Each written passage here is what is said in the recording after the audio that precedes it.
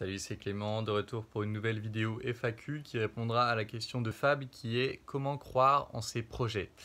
Et au début, je voulais mettre avec une question de Iso qui était comment se donner des objectifs et les suivre, mais je me suis dit que ça allait être une vidéo trop longue.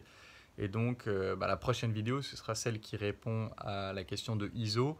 Et bien évidemment, ces deux vidéos vont vachement bien ensemble, donc je vous invite à aller regarder les deux, tout simplement. Alors, comment ça va se passer dans cette vidéo? Je vais d'abord vous parler de trois ressources qui peuvent répondre à une partie des questions sur ce sujet-là. Ensuite, je vais vous parler de deux histoires personnelles sur des projets que j'ai lancés et comment j'ai avancé là-dessus.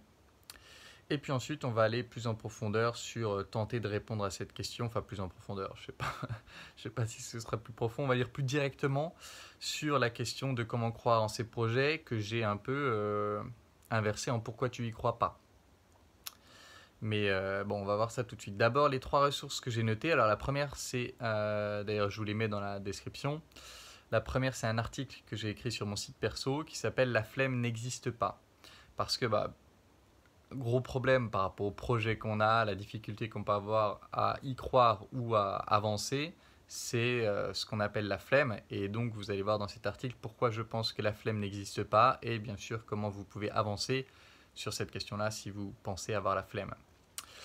Ensuite, un article que j'avais écrit sur le site d'un pote qui s'appelle Nouvel Homme. Alors celui-là, je ne suis pas sûr de pouvoir le retrouver parce qu'il a plus ou moins arrêté. Mais il s'appelait « Comment trouver sa passion heureuse ». Donc je vais voir si je le retrouve. Et pourquoi celui-là? Parce que une des difficultés par rapport au fait de croire en ses projets, c'est de ne pas être sûr qu'on en a vraiment envie.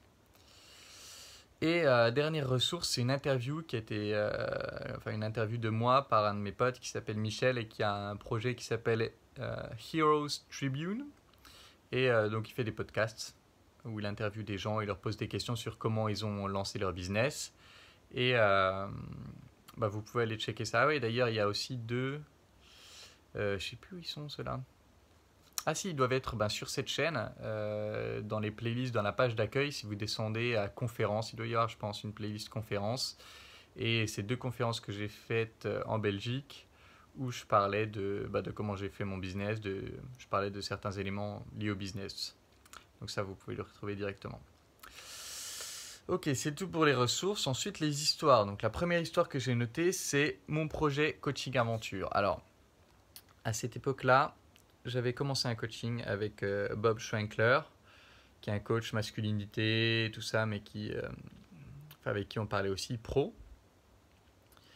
Et j'avais ce projet où je voulais emmener Martin Solveig sur une île déserte survivre. Et filmer tout ça, etc. Faire une sorte de télé-réalité comme ça.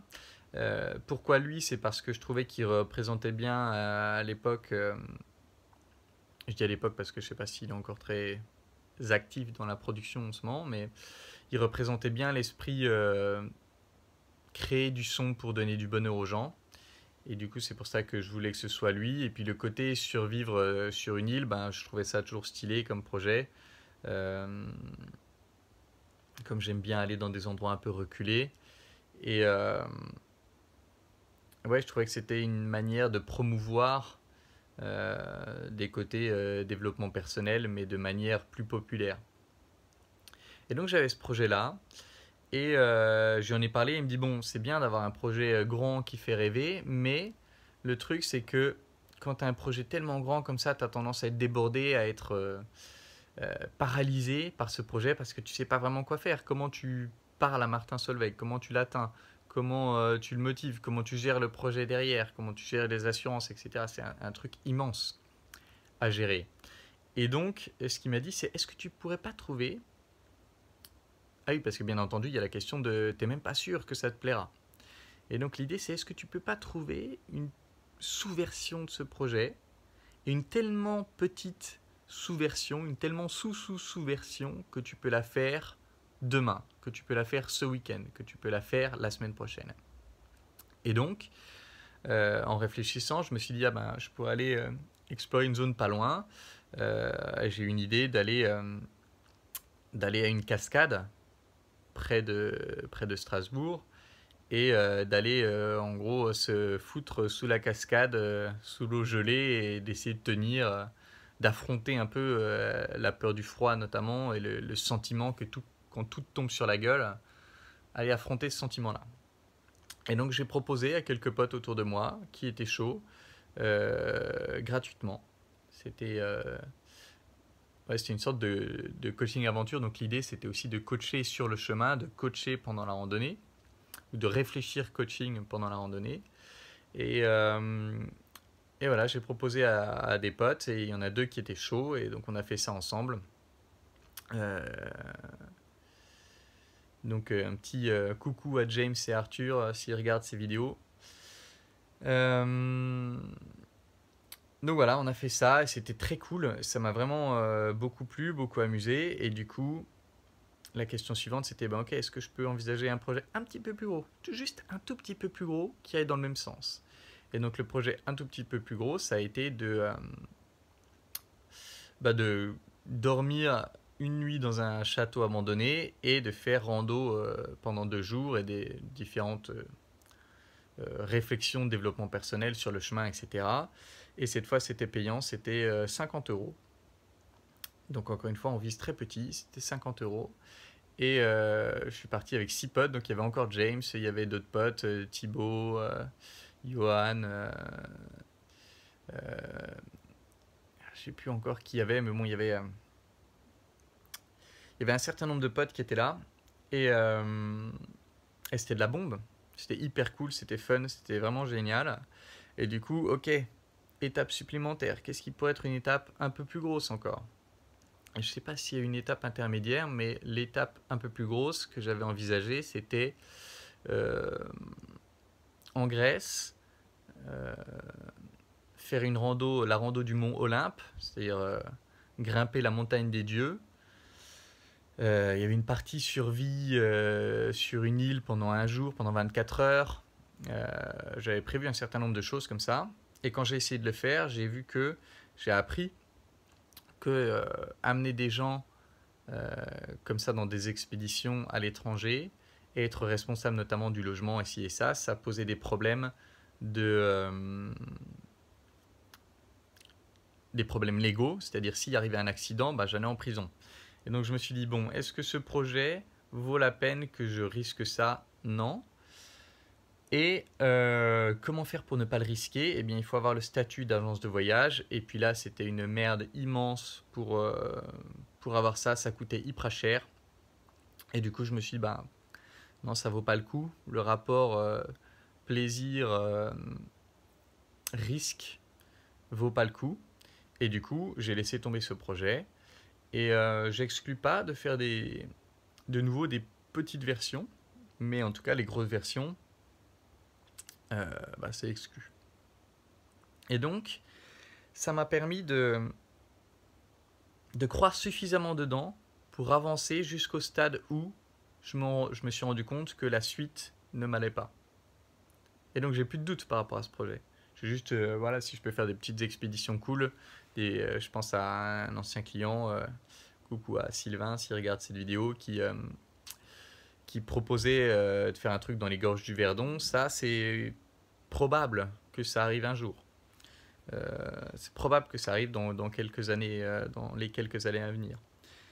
Donc voilà, ça m'a vraiment éclairci les choses sur ce sujet. Ça m'a permis de faire des choses, c'est-à-dire que j'étais pas le gars qui rêve de faire du coaching aventure, j'étais le gars qui fait du coaching aventure et qui a pu tester les choses et avoir l'esprit plus clair par rapport à ça. J'espère que ce premier exemple pourra un peu t'aiguiller, te donner des idées, Fab. Et deuxième exemple, reprise de la fac. Bah ouais, j'avais ce projet de reprendre la fac pour pouvoir travailler sur des problématiques plus dures. Euh, et, euh,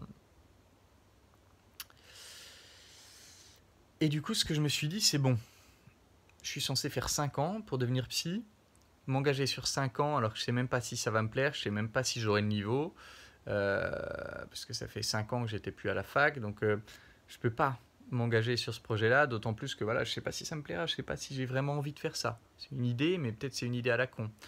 Et, euh,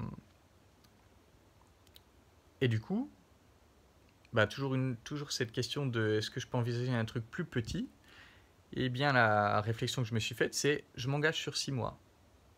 C'est-à-dire, je fais un semestre à fond, je fais un semestre en bossant, je fais un semestre jusqu'au bout, et puis en fonction de ça, j'avise si je fais le deuxième semestre. Et donc, je fais mon premier semestre, j'arrive à 16 de moyenne, je termine 5e sur 650.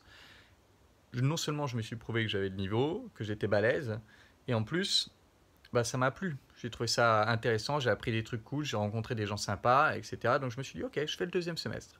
Je fais le deuxième semestre, ça se passe très bien. Et là se pose la question de, bon ben, ok, est-ce que je continue? Ouais, j'ai envie de continuer, ça me va, ça me permet de... Enfin, j'arrive à très bien travailler par rapport à mon entreprise, le coaching, YouTube, j'arrive à continuer et tout. Donc ok, je continue, je me réinscris en deuxième année. Et là, j'ai passé le premier semestre de deuxième année, ça s'est de nouveau très bien passé. Et puis, je continue. Et là, j'ai suffisamment accroché sur certains sujets, sur certains projets, pour me dire, ok, ben, je vais faire les 5 ans.